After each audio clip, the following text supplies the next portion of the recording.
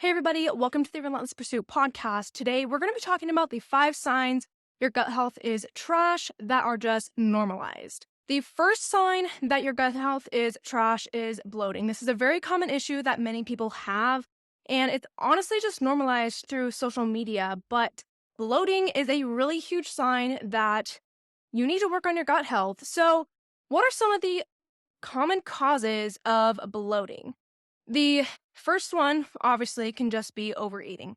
That's pretty simple. Typically, this isn't a sign of a gut health issue. If you just stuff your stomach too much, that can cause bloating.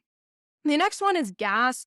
So if you swallow air while you're eating, or it can be caused by the breakdown of undigested food in your gut bacteria, it can lead to the production of gas in your digestive tract.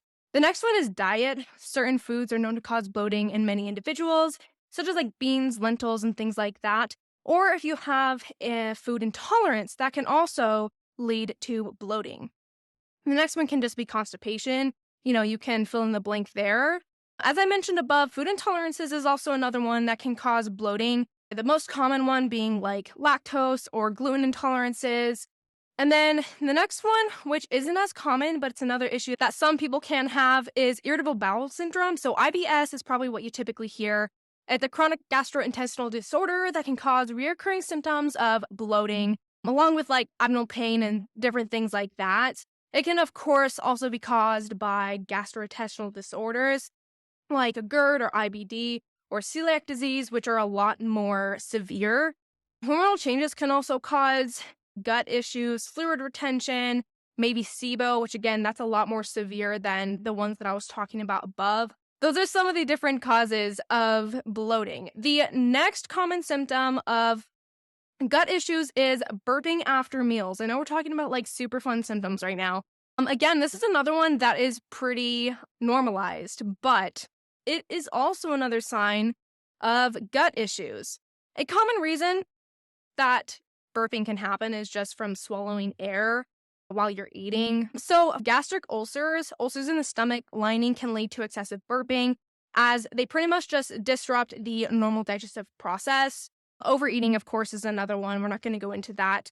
Lactose intolerance. Individuals who have lactose intolerance cannot properly digest lactose, which is a sugar found in dairy products. So lactose can produce gas, lead to burping. Again, this is tied into bloating as well. As you can kind of see, a lot of these symptoms are tied together. As we move down this list, you're going to be like, okay, I've heard this before, just because a lot of symptoms are tied together. Another common reason for burping is like anxiety and stress. Emotional stress and anxiety can affect the normal functioning of the digestive system, leading to excessive burping in some cases.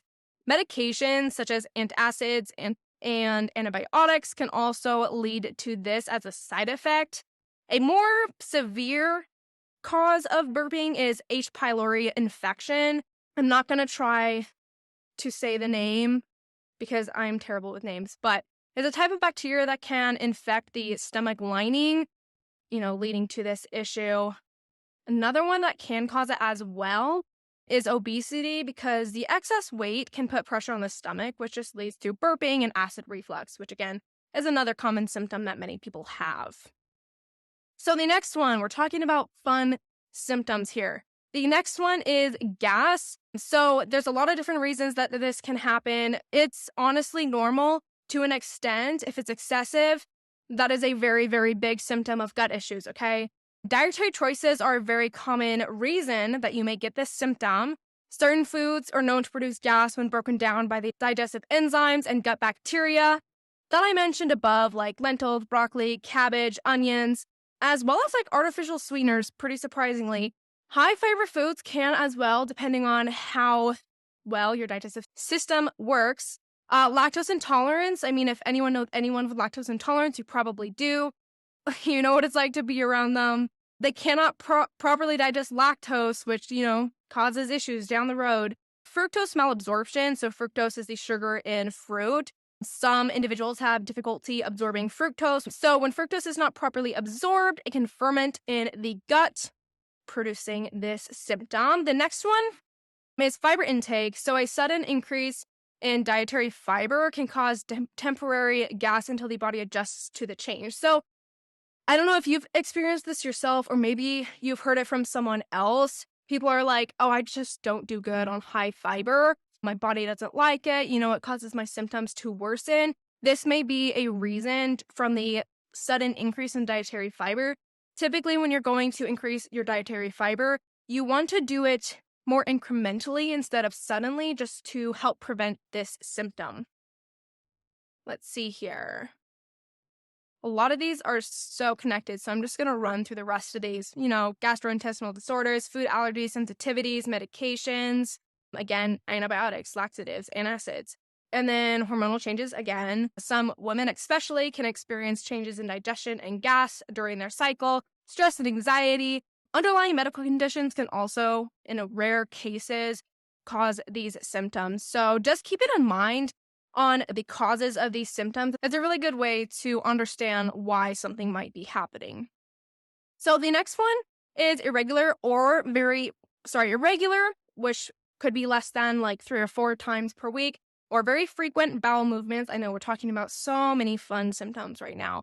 Imbalanced gut microbiome, or gut dysbiosis, which is an imbalance in the gut microbiome with an overgrowth of harmful bacteria and a reduction of beneficial ones, can disrupt the normal lining, kind of decreasing gut motility or significantly increasing gut motility. Of course, you need to have a good balance, right? The next one that can cause this issue is irritable bowel syndrome. So I talked about this before, IBS. This is another common cause of this issue. Small intestinal bacterial overgrowth, or SIBO. Again, another one that can cause these issues. Let's see here. IBD is an extremely severe gut issue, I guess you could say. So it's like Crohn's disease, ulcerative colitis. This can, of course, disrupt the normal functioning of the gut. This one is pretty severe. Food intolerances, as I've talked about before, this is a very common issue that can be tied between all of these symptoms that I'm going to talk about. Especially if you have gut issues, that can increase your intolerances to food. So getting your gut health in check is a really good way to get rid of any food intolerances that you have if you don't have like IBD or IBS or something like that. So again, common ones are like dairy, gluten, eggs, and things like that. Gut infections is another common cause of irregular gut motility and bowel movements. So gut infections like bacterial or parasitic infections can cause a lot of these symptoms. Gut-brain connection. So the gut-brain axis is the bidirectional communication between the gut and the brain. So tying this back to, the emotional side of things, stress, anxiety, and other emotional factors can impact gut health and disrupt bowel movements, leading to irregularity. Dietary factors, again, like your food not having enough fiber, maybe you have too much fiber, maybe you don't have enough water, too much water, can contribute to this as well. If you can tell, like, the extremes of both sides are never good for anything. Medications, as I talked about before, is also like opioids, antacids, antidepressants, can also cause changes in this area as well. One that many people actually do not see as a symptom of bad gut health is bad breath. This one is honestly not talked about at all. It's pretty crazy because it's a common issue that many people have, and it shouldn't necessarily be normal. I mean, if you eat a food that tastes gross, of course, you're going to have bad breath. But some people just always have bad breath, even after they've brushed their teeth, right? And this is a very, very big sign of gut issues. So what can this be pointing towards?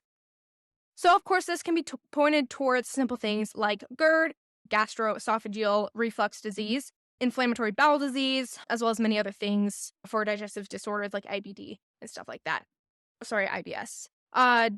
It can also be a symptom of dysbiosis, which is an imbalance in the gut microbiota. So this pretty much, as I talked about before, but I'm just going to say it again, it can lead to the overgrowth of harmful bacteria or fungi in the gut, and these microorganisms can produce sulfur and compounds that can contribute to bad breath. The next one that can cause it is pretty simple: constipation. Obviously, if you're backed up there, things are staying in your system, they're not moving like normal, your motility isn't good. It's going to be causing a little bit of bad breath there. Again, all of these symptoms are tied together. So if you have one, you most likely have another as well. The next one is gut infections. This one's pretty okay, that makes sense. Infections in the gastrointestinal tract, like I talked about before, H. pylori infection, can lead to bad breath as a result of the release of gases and byproducts by the bacterial infection. I know we're talking about fun stuff here. Malabsorption disorders. So if you're not absorbing the nutrients from your food, such as, let's say, if you have celiac disease or SIBO, this can lead to bad breath due to the undigested food particles and nutrient deficiencies.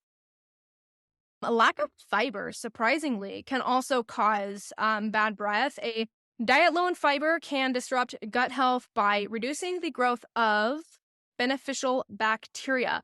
And this imbalance, of course, can contribute to bad breath. As you can tell, going through this list, these are all tied together. As I mentioned before, gut dysbiosis is a cause of bad breath. Lack of fiber can cause gut dysbiosis, which causes bad breath. A lot of these are tied together. It's super cool. The next one is dehydration. Inadequate water intake can lead to a dry mouth, which reduces saliva production. And saliva actually helps cleanse the mouth and neutralize bacteria that causes bad breath. This is why hydration is super important and a really big thing that I focus on. The next that can cause bad breath is also, medications, as well as systemic conditions. In rare cases, like, let's say, diabetes or liver disease. Liver disease makes sense because liver obviously processes toxins out of the body. If the liver's not working properly, toxins aren't getting processed out of the body. Therefore, you have a higher toxic load on your body, and that can just cause, bad breath. So, if you have any of these signs, then you need to work on your gut health. Bad gut health can negatively impact pretty much every area of your life, from your strength, muscle building, fat loss, appetite, to cognitive function, mental health, confidence, etc. Every single area of your life. And I can work with you to build a personalized plan to improve your gut health if you identify that this is something that you need help with. And when you work on your gut health, again, this can positively impact every other area of your health and fitness too. So if you're interested in getting some help with your gut health or just seeing what your next step should be for improving your gut health, DM me gut health on my Instagram to learn more.